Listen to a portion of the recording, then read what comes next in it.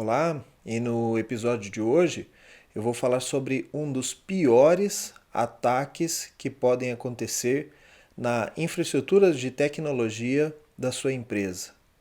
Meu nome é Fábio Sobieck, eu sou especialista certificado em segurança e privacidade e eu hoje vou abordar um pouco mais sobre os APTs, ou em inglês Advanced Persistent Threat, ou a tradução em português, que seria ameaças persistentes avançadas. Então vamos conhecer um pouco mais sobre esse que é um dos principais problemas ou dos mais temidos problemas que podem acontecer dentro de instituições e empresas aqui no Brasil. Então, o grande bicho-papão da área de segurança da informação se chama APT. Ele é um termo que foi utilizado inicialmente pelo jornal New York Times para expressar uma condição, por exemplo, de uma campanha de ataque. E por esse motivo já é de se esperar que pode ser algo bem perigoso. Uma campanha, ela pode ser executada talvez por um único atacante, mas o que nós vemos na realidade acontece com grupos de atacantes. Então nós temos mais de uma pessoa que reuniu-se para especificar um alvo e atacar esse alvo. Então é uma campanha de ataques criminosos, normalmente, em cima de uma única empresa ou um grupo de empresas. É da natureza dos APTs eles serem ataques complexos. E aqui no episódio eu vou explicar um pouco mais sobre a anatomia do ataque, explicando cada uma dessas condições e aí vai se justificar essa complexidade. Alguns dos APTs utilizados em empresas ou contra governos, eles também podem ser considerados armas cibernéticas. Então, por esse motivo, é que países, assim como o Brasil, desenvolveram junto às suas forças armadas times de ataque e resposta a incidentes, no caso de APTs direcionados ao governo. Para a gente entender um pouco mais a diferença de um APT para um ataque normal, é necessário entender como que é a anatomia desse ataque. A primeira letra do APT é o A de Advanced ou avançado, e ele é justificado porque estes tipos de ataques não são ataques comuns ou ataques que podem ser cometidos por pessoas com pouca ou baixa experiência. Normalmente os APTs eles são considerados avançados porque eles empregam técnicas que normalmente nós não vemos no mercado, como o uso de zero days ou, por exemplo, quando o atacante ele escreve o próprio código que vai ser executado no ataque. Ou seja, é um código escrito especificamente para atingir aquele alvo. A fase também de coleta e de inteligência para esses ataques é minuciosa. Como os atacantes, eles têm apenas um único alvo, eles dedicam mais tempo nesse alvo coletando informações antes mesmo de iniciarem os ataques. Também é sabido que muitos dos APTs eles são executados de forma manual. São ataques precisos, cirúrgicos, como nós dizemos na língua do militarismo. A segunda letra do APT é a palavra persistente. Por que eles são considerados persistentes? Porque estes atacantes, quando eles elegem o alvo que eles vão atacar, eles podem passar semanas, meses e até mesmo anos enviando e tentando executar ataques sobre a empresa-alvo. Por isso que nós dizemos que é uma persistência. Eles continuam e continuam, eles não desistem. E por que eles não desistem? Porque o retorno financeiro deste ataque, ele provavelmente ele vai ser muito alto, o que compensa as longas horas dedicadas a execução do ataque. Também é considerado persistente porque um dos principais motivos do APT existir é a coleta e retirada de dados sigilosos das empresas. Por isso, a persistência nesse ponto, ela é relacionada ao atacante. Quando ele tem sucesso no ingresso à empresa, ele tenta ficar ali dentro da empresa por um longo prazo, capturando o máximo de informações que ele pode capturar sem ser detectado. E a última letra desse acrônimo, que é o APT, a letra T de threat em inglês, que significa ameaça em português. E por que ele leva essa palavra de ameaça dentro do acrônimo? Porque o objetivo destes atacantes é capturar informações de alto valor. E isto é terrível para as empresas. Se a empresa é eleita para ser alvo de um APT, além dela gastar muito tempo com o monitoramento e a prevenção, ela também sofre um sério risco de ter grandes prejuízos quando o atacante consegue ter sucesso nessa empreitada. Um dos outros motivos que nós vamos ver aqui também são os ataques de infraestrutura. Uma vez que eles atacam a infraestrutura da empresa, sistemas podem ser desligados, afetando também a disponibilidade, um dos pilares da área de segurança da informação. O APT, normalmente trabalha em fases ou estágios. Aqui eu vou descrever 3 estágios, mas você pode encontrar na literatura também outras condições. Isso vai variar dependendo do autor que está escrevendo o artigo ou a matéria. Na maioria dos casos, eu encontrei esses 3 estágios e é por isso que eu trouxe para este vídeo. O primeiro deles é a parte de infiltração. Uma vez que o atacante fez toda a análise do alvo e elegeu aquele alvo porque ele sabe que a resposta vai ser grande ou as informações são de grande valor, ele vai tentar fazer a infiltração através de uploads, através de engenharia social, o emprego de phishing ou a DDoS, por exemplo, para fazer uma distração, uma cortina de fumaça, enquanto ele pode tentar um ataque em outras frentes dentro dessa mesma empresa. Então, na parte de infiltração, é onde os atacantes vão gastar mais tempo para a realização. E uma vez que eles tenham êxito na infiltração, eles partem então para os próximos passos ou os próximos estágios do APT. O segundo estágio que eu tenho aqui listado é o estágio da expansão, quando o atacante consegue ter acesso a máquinas dentro do seu ambiente, ele tem que localizar as máquinas que podem ter maior valor agregado. São essas máquinas os servidores, onde são repositórios de dados, ou mesmo as máquinas, por exemplo, de funcionários de alto escalão, como diretores, gerentes, vice-presidentes. Estes ataques são chamados de ataques laterais. Isso porque o atacante ingressa na primeira máquina onde ele teve êxito e a partir daquela máquina ele pode descarregar novos módulos, novos malwares e tentar fazer o acesso em outras máquinas que estão na mesma rede.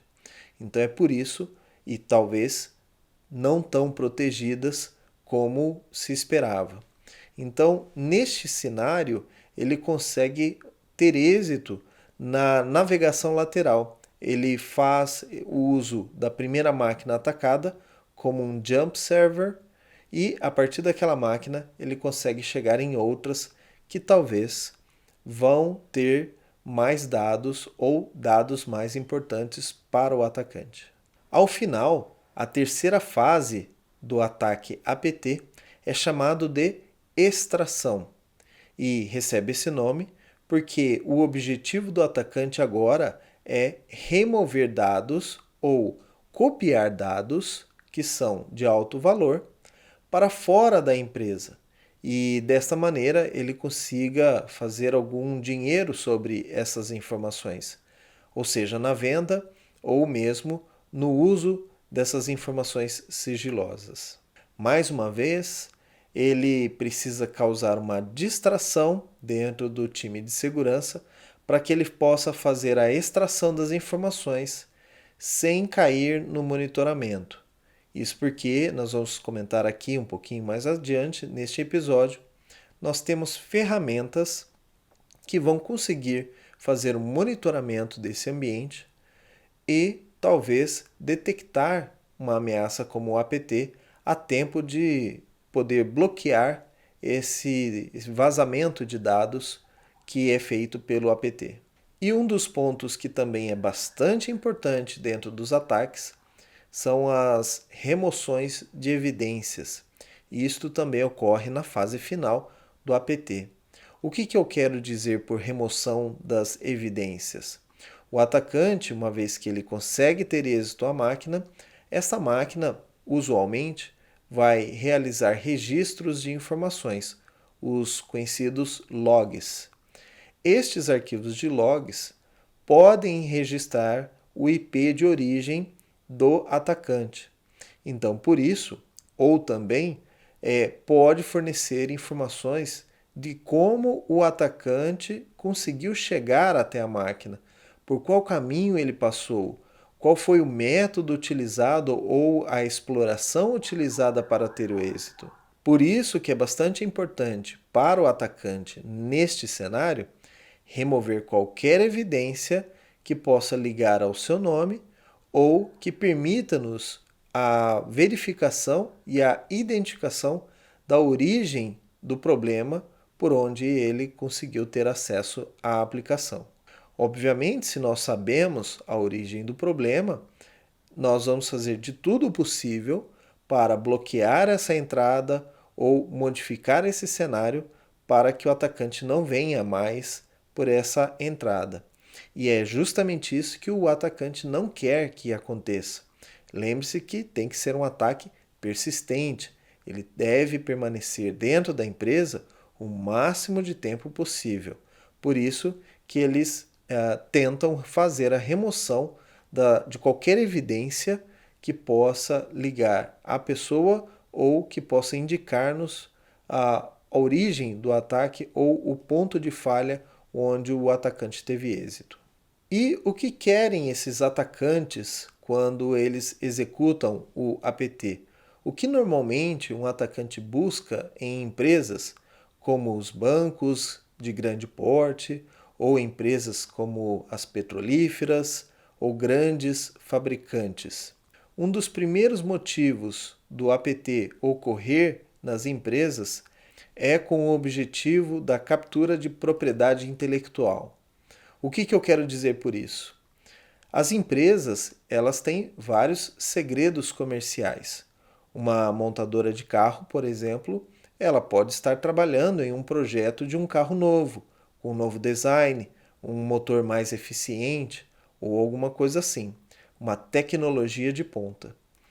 Estas tecnologias, quando o atacante descobre que a empresa está trabalhando em um projeto como esse, pode render muito dinheiro se for vendida. Uma vez que o atacante tem acesso a essas informações, ele pode vender esse projeto ou partes do projeto ou partes da tecnologia que está sendo implementada naquela empresa. Por isso que a propriedade intelectual é um dos motivadores maior para os ataques de Advanced Persistent Threat. O provável segundo motivo para a execução de um APT é quando o atacante ou os atacantes eles querem capturar informações internas, sejam informações de dados de um lançamento ou relatórios de um balanço comercial ou estratégias da empresa, ou, por exemplo, decisões como a abertura de filiais, compra de terreno para uma fábrica. Todas essas informações, em um certo grau, podem valer dinheiro. Por exemplo, se o atacante descobre que aquela empresa quer implementar uma fábrica em um determinado local de uma cidade específica, ele pode vender essa informação para corretores de imóveis e estes, por sua vez, conseguem comprar terrenos antecipadamente, prevendo que a empresa poderá negociar e comprá-los novamente para a construção dessa fábrica. Um outro exemplo que eu posso citar são as estratégias de venda ou planejamentos de vendas ou de ações comerciais em longo prazo. A empresa, o atacante, sabendo que tem essa informação, ele pode vender essa informação aos concorrentes daquela empresa. E assim, a empresa concorrente também pode se antecipar realizando as mesmas promoções ou promoções concorrentes. O terceiro motivo mais utilizado pelos APTs é no caso de sabotagem de infraestrutura crítica. As empresas dependem muitas vezes de sistemas de informação para poder funcionar. Um ataque nos sistemas que nós chamamos de core business ou sistemas principais podem parar uma empresa por completo. Imaginem, por exemplo, um banco que perde o acesso ou perde todas as informações do banco de dados relacionados à aplicação bancária. De repente, todos os clientes já não têm mais as informações de saldo em suas contas bancárias. Imagine como que isso seria encarado por uma empresa bancária. Outros cenários que também afetam a infraestrutura crítica, não somente da empresa, mas também, em determinados graus, da sociedade, são os ataques avançados sobre empresas utilitárias, as empresas de energia elétrica, telecomunicações, saneamento ou mesmo as de transporte público. Imagine um ataque que possa destruir dados relacionados a uma usina hidroelétrica ou mesmo uma estação de tratamento de água e esgoto. Estas informações, quando perdidas, podem se tornar drásticas, podem afetar sistemas importantes, por exemplo, como controles de válvulas ou coisas nessa ordem. Então, portanto, a sabotagem da infraestrutura crítica da empresa toma aqui o terceiro lugar no objetivo dos APTs. E o quarto lugar, e aqui da minha lista o último, seria o ataque a máquinas importantes. Nós sabemos então que alguns determinados usuários dentro da empresa, eles provavelmente terão dados mais sigilosos. Por exemplo, um presidente da empresa, vice-presidentes, diretores, superintendentes. Estas pessoas, para realizarem os seus trabalhos, normalmente vão armazenar informações em seus computadores ou laptops, que são informações extremamente confidenciais para aquela empresa. Se são confidenciais, representam alto valor para o atacante. E por isso, estas máquinas serão alvos de ataques avançados como o APT. E quem são os autores mais comuns para os APTs? Será que aquele atacante que acabou de sair do ensino médio, ele poderá conseguir executar um APT contra uma instituição bancária? Normalmente, quando encontramos uma situação de APT e onde é feita uma investigação, chegamos normalmente em grupos hackers que, de certa forma, fazem muito dinheiro ou são organizados o suficiente para poderem executar estes tipos de ataques. são atacantes de elite. Não são pessoas comuns ou profissionais, ou se é que podemos chamá-los de profissionais. Pessoas que começaram a estudar há pouco tempo atrás. Os grupos que são responsáveis por APTs têm pessoas que são treinadas na área de segurança ou nas áreas de ataque, de Red Team, há mais de 15 anos. Esse normalmente é o perfil de um atacante que consegue executar os APTs. Um outro ponto também é que normalmente eles não estão sozinhos.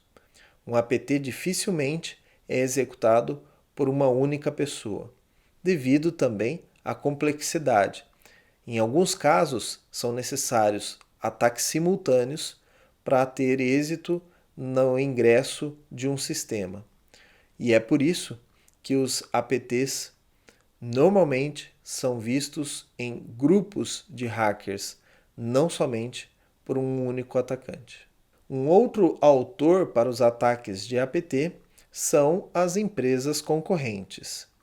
Porém, as empresas não vão executar os ataques por elas mesmas, ou tampouco pelos seus funcionários. Esse tipo de empresa que eu estou comentando aqui, que pode ser nominada como um autor de um ataque APT, normalmente são mandantes do crime, não são os executores. Já sabemos de casos onde empresas concorrentes contrataram profissionais no mercado ilegal para a execução de APTs, então direcionados às empresas que estavam no primeiro lugar de vendas ou em fase de expansão para a sua região. Então, esse uso de técnicas de ataques avançados por empresas já é uma realidade e pode ser apurado em alguns casos também aqui no Brasil. E aqui da minha lista dos autores, o último, mas não menos importante, um autor que pode ser bem polêmico, mas já é sabido que governos de países e até mesmo estados e também terroristas utilizam técnicas do APT para realizar as cyberguerras ou cyberterrorismo. Eu digo que esse ponto é um pouco mais polêmico, vai assumir um ataque cibernético contra outra nação, ou mesmo contra uma empresa localizada em outro país. Um dos casos que aconteceu foi o Stuxnet, um ataque extremamente avançado que tinha como objetivo unicamente desativar centrífugas de enriquecimento de urânio de um país específico. Este ataque específico do Stuxnet, ele nunca teve o seu caso 100% resolvido, mesmo porque as nações que foram acusadas da criação do malware nunca assumiram o ataque. Pesquisadores de segurança, quando analisaram o malware, encontraram vestígios ou indícios que poderiam levar à participação tanto do governo americano quanto do governo de Israel no ataque. Embora essas evidências estejam dentro do vírus, os governos desses dois países negaram completamente qualquer participação neste ataque cibernético. Também sabemos de outros ataques que têm a origem de países da Ásia, como a Rússia, a China, Coreia do Norte, contra países nos Estados Unidos, contra países como Estados Unidos, Canadá e outros países da Europa. Em ferramentas que realizam o monitoramento de ataques, isto pode ser visualizado graficamente, com as origens e a validação dos IPs de origem e os IPs de destino de cada um dos ataques identificados. E como as empresas podem se proteger desta ameaça que nós temos tanto medo assim, que podem causar tantos prejuízos direta e indiretamente. No caso, a principal ferramenta é a detecção desse tipo de ataque o quanto antes for possível. O time de inteligência e operação de segurança é quem vai agir nesses casos, tentando antecipar a detecção de um malware ou de uma ameaça, tal qual foi descrita aqui ao longo desse episódio. Para isso é feito o monitoramento de redes, incluso os gateways de internet, tanto na saída de dados quanto na entrada de dados. Também é importante que as empresas façam a verificação. Também é importante que as empresas façam a verificação dos hosts e a validação dos processos em execução. Uma vez que o APT ele utiliza técnicas extremamente avançadas, dificilmente as proteções que nós temos comuns dentro da empresa, como anti-malware ou sistemas de proteção como firewalls, talvez eles não consigam frear um ataque como o APT. Por isso, o monitoramento sobre os hosts e a rede é vital para a identificação desse tipo de ameaça. Um terceiro ponto que também é importante e todos os profissionais vão listar como uma das ferramentas mais poderosas na erradicação do APT é o treinamento do funcionário. Mesmo porque muitos dos ataques de APT são utilizados técnicas de engenharia social, que é aquele onde eu já comentei em outros episódios. O objetivo do atacante é enganar ou persuadir um usuário de forma que este usuário consiga implementar um malware ou uma ameaça dentro da empresa. E apenas para resumir o tópico de detecção, o monitoramento ele deve ser constante. Independente se a empresa não trabalha em turnos ou a empresa não dispõe, independente se a empresa trabalha em turnos comerciais, aquele famoso das 8 às 5 de segunda a sexta, as ameaças como APT, elas dificilmente vão ser executadas ou tentadas dentro desse horário comercial, porque é sabido que as áreas de monitoramento estão mais em alerta neste horário ou nestas condições. Os APTs provavelmente vão ser executados em horários noturnos, de madrugada, em finais de semana e até mesmo em feriados. Por isso, o monitoramento das redes e dos equipamentos, eles devem ser constantes e, muito quando possível, 24 horas, 7 dias por semana. Já no tema de proteção, um APT, como você pode perceber, ele vai exigir muito mais proteção do que um ataque comum, ou um ataque web, ou um ataque diretamente a um usuário. Neste ponto, também é uma vantagem para nós com relação ao APT, é que um ataque avançado ele nos dá muito mais informações prévias dentro do sistema de monitoramento. Então, esses sinais de um APT, eles facilmente podem disparar alertas e nós vemos este alerta constante, já podemos identificar um APT em andamento ou em começo de operação. A proteção aqui então vai ocorrer em 3 partes: prevenção, detecção e correção. Prevenção, porque é mais fácil prevenir do que remediar, assim diz o ditado. Na área de segurança também. Quanto antes nós pudermos prevenir um atacante de ingressar em nossa empresa, melhor será feita essa proteção e, com isso, mais barato fica o nosso custo e o nosso trabalho extra. Além do trabalho de prevenção, o trabalho de detecção para saber quando um ataque está em andamento ou em vias de acontecer e, finalmente, a parte de correção.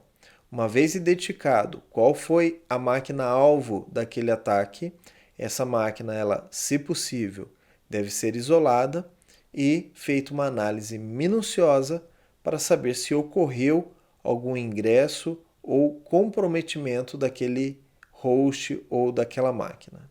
Um outro ponto que também pode auxiliar dentro da nossa proteção é lá no início, na parte de governança da informação, lá no início, na parte de governança da segurança da informação, que nós fazemos a nossa análise de risco. Quando nós analisamos que uma máquina dentro da nossa instituição ou um host, ele é um potencial vítima para um APT, essa máquina vai receber um monitoramento diferenciado das máquinas normais. Então, desta forma, nós podemos também prevenir ataques avançados quando levantado o risco no momento correto. E uma vez que esse host ele foi verificado que ele pode ser vítima de um APT devido às informações que nós temos ali, ou devido a um sistema operacional ou a um hardware específico que pode facilitar o ataque APT, por exemplo, uma máquina que tem dados críticos, mas ela está com um sistema operacional numa versão antiga, que já não está mais em uso ou mesmo recebendo atualizações do suporte. Isso para nós é um risco extremamente alto, porque se a máquina é visada para um APT e ela tem um sistema operacional antigo, nós temos aí a receita completa para o sucesso do atacante. Neste caso, o que nós podemos proceder é com a hardenização desse host.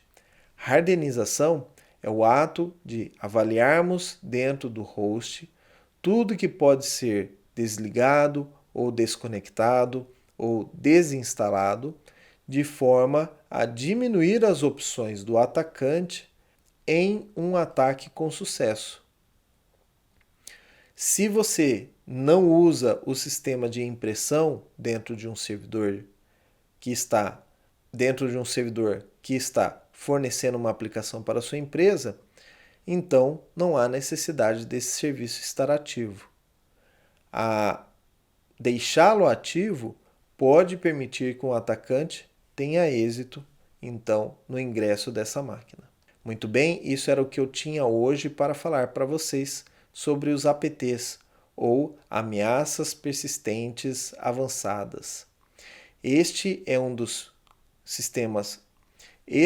casos mais críticos para a empresa, porque como você viu aqui, a proteção ela é pequena e nós trabalhamos mais no ponto da prevenção, tratando tanto as pessoas, os processos, as ferramentas e a tecnologia a nosso favor, visando evitar ou mitigar esse tipo de problema. Eu me despeço aqui fazendo um convite para você.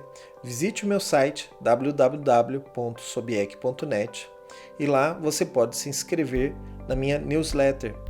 Dessa maneira eu consigo te enviar alguns boletins com informações de segurança ou informações relativas ao mercado de trabalho de cibersegurança. Se você quer trabalhar nessa área, este é um caminho. Eu posso também receber a sua sugestão de pauta. Então, se você tem alguma curiosidade ou passou por algum processo seletivo e ficou com dúvida em algum tópico que foi cobrado dentro do processo seletivo para uma vaga de segurança, você pode enviar esse tópico aqui para nós e eu vou tratar com carinho, criando um conteúdo para você, te explicando sobre esse tópico para que você não caia nesse ponto mais uma vez, ok? Fico aguardando vocês, aguardo a sua visita e, como sempre eu digo, fique seguro.